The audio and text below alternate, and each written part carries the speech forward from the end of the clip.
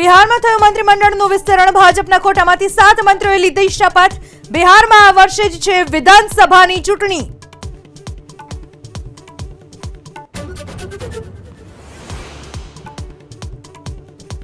જમ્મુ કાશ્મીરના રાજૌરીમાં સેનાની ગાડી ઉપર ફાયરિંગ બાદ એલર્ટ. ફાયરિંગમાં કોઈ નુકસાનની ખબર નહીં. વિસ્તારમાં સર્ચ ઓપરેશન ચાલુ.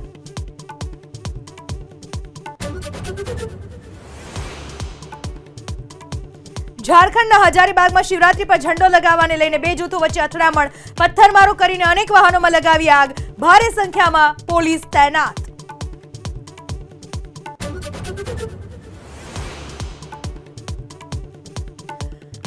મહાકુંભના અંતિમ દિવસે મહાશિવરાત્રી પર મહાસ્નાન ચાલુ. 1 કરોડથી વધુ શ્રદ્ધાળુઓએ આજે લગાવી ડૂબકી.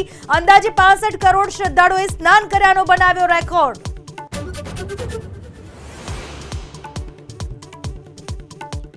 સુરતની શિવશક્તિ માર્કેટમાં લાગેલી આગ 10 કલાક બાદ પણ બેકાબુ. કરોડોનો કાપડનો જથ્થો બળીને ખાખ. ઇમ્પેક્ટ ફી ભરી પાર્કિંગમાં દુકાનો બનાવાઈ હોવાનો વેપારીઓનો આરોપ.